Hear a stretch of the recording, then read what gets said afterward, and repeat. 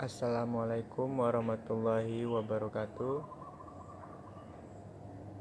Perkenalkan, saya Muhammad Rezki Yonanda dengan NIM 200 111 3580. Maksud saya membuat video ini untuk memenuhi tugas ujian tengah semester pengantar ilmu administrasi publik yang diampu oleh dosen Bapak Zulkarnaini Esos MSI. Oke, langsung saja kita langsung masuki materi yang akan kita bahas dengan soal pertama, yaitu apa pentingnya kita mempelajari ilmu administrasi publik.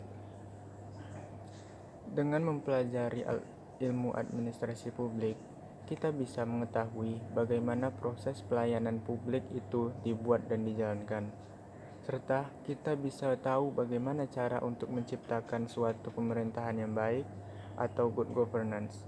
Dan yang paling penting dalam belajar ilmu administrasi negara, bisa menyiapkan administrator yang profesional dan berintegritas untuk melayani masyarakat dengan baik. Peran administrator sangat penting bagi kelancaran penyelenggaraan negara. Karena itu, bila administratornya profesional, jujur, dan bersih, maka bukan tidak mungkin negara kita akan menjadi negara yang maju, karena tidak akan adanya lagi korupsi. Lalu yang kedua,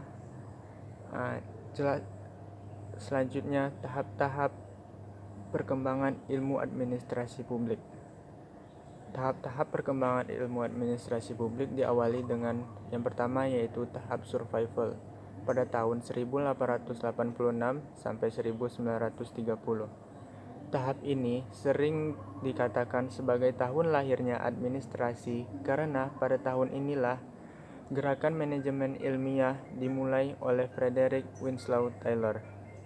Dalam jangka waktu yang paling panjang, para ahli yang menspesialisasikan dirinya dalam bidang administrasi dan manajemen memperjuangkan diakuinya administrasi dan manajemen sebagai salah satu cabang ilmu pengetahuan.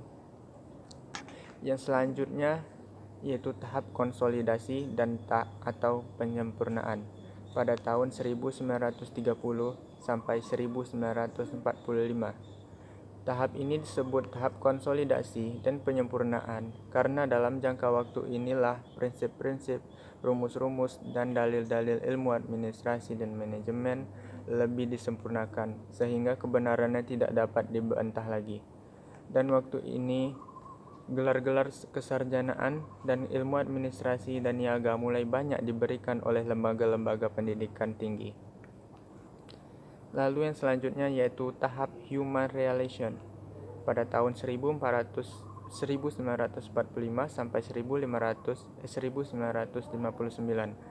Tahap ini disebut tahap human relation karena setelah tercipta prinsip-prinsip rumus dan dalil-dalil yang sudah teruji kebenarannya, perhatian para ahli dan sarjana beralih pada faktor manusia serta hubungan formal dan informal, apa yang perlu diciptakan, dibina, dan dikembangkan oleh antara manusia pada semua tingkatan-tingkatan organisasi demi terlaksananya kegiatan-kegiatan yang harus dilaksanakan dalam suasana yang intim dan harmonis. Yang selanjutnya yaitu tahap behavioralisme pada tahun 1959 hingga sampai saat ini. Tahap ini berakhir, ilmu administrasi dan manajemen akan memasuki tahap matematika. Dugaan ini didasarkan kepada observasi yang diteliti serta gejala-gejala yang telah mulai terlihat sebagai akibat dari ditemukannya alat-alat modern sebagai hasil perkembangan teknologi yang amat pesat, yang sekarang pun telah melalui banyak dipergunakan oleh organisasi modern dalam berbagai aspek kegiatannya, seperti komputer dalam pengelolaan data sehari-hari yang sering kita temukan. Selanjutnya yaitu yang terakhir, yaitu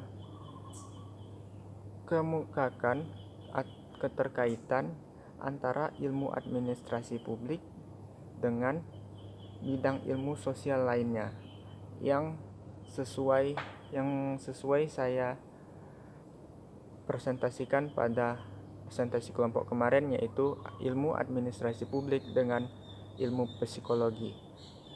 Administrasi dengan psikologi sangat membantu perkembangan ilmu administrasi. Mengapa demikian?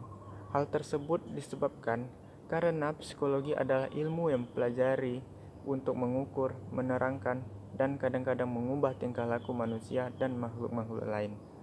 Dan mereka, ilmu administrasi publik dan ilmu psikologi, merupakan ilmu yang saling berkaitan. Mengapa? Karena mereka sama-sama berasal dari rumpun ilmu-ilmu sosial. Mungkin hanya itu yang bisa saya sampaikan. Salah dan khilaf mohon maaf. Wabillahi taufik wal hidayah. Wassalamualaikum warahmatullahi wabarakatuh.